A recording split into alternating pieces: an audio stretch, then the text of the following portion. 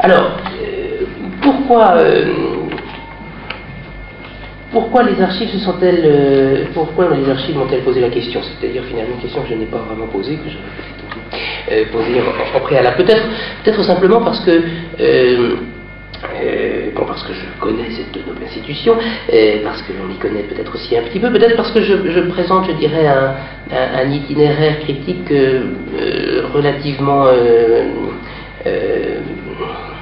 relativement atypique, ou plutôt relativement, je dirais, exemplaire, si je peux dire ça vraiment sans que là encore vous le preniez dans une dimension morale. Exemplaire simplement en ceci que je pratique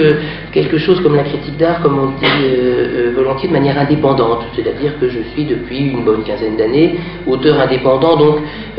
avec cette seule liberté que donne l'indépendance, qui est celle de choisir ses moyens, en quelque sorte. Et c'est peut-être pour cela, c'est peut-être pour cette indépendance-là que je peux avoir le luxe de réfléchir à ce que je fais, ou avoir cette préoccupation de métacritique, de critique de la critique permanente. Et aussi, cette indépendance, elle se définirait, je dirais, par le fait que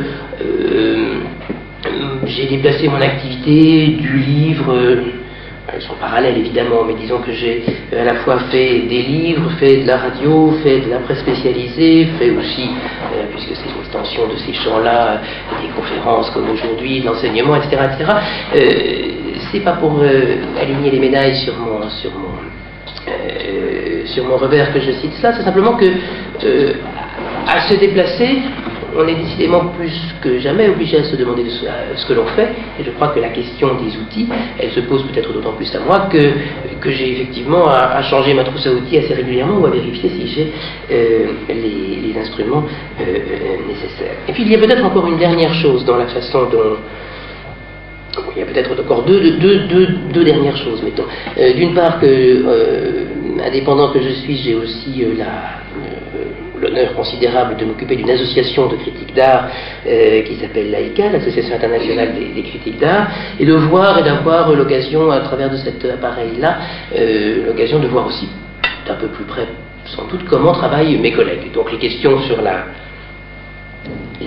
les outils de la critique, je dirais que je sais bien que je ne suis pas les seuls à me les poser, et une association comme celle-là permet précisément de voir que cette visite de boîte à outils est une chose que tout le monde plus ou moins commet quand on travaille, mais qu'on peut mettre en commun, et encore une fois c'est le fait de le mettre en commun ici qui m'intéresse. Il y a peut-être encore une dernière chose avant de vous dire pourquoi Jean-Pierre Cometti me paraissait tomber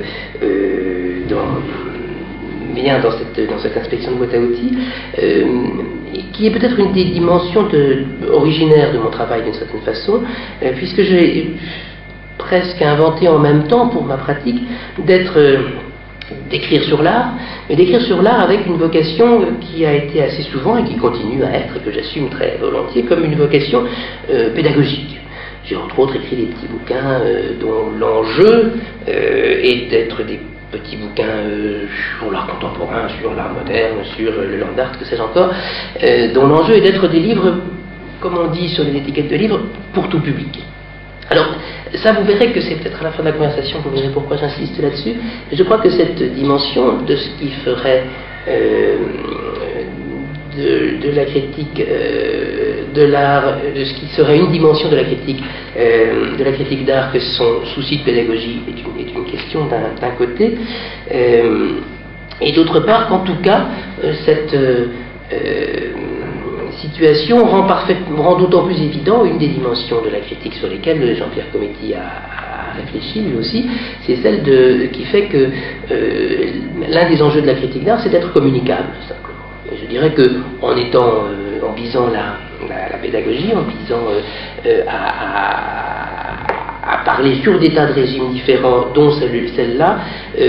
on ne peut pas oublier cette question de la communicabilité, de l'expérience esthétique, et c'est peut-être bien là qu'on commence à s'approcher du sujet. Alors,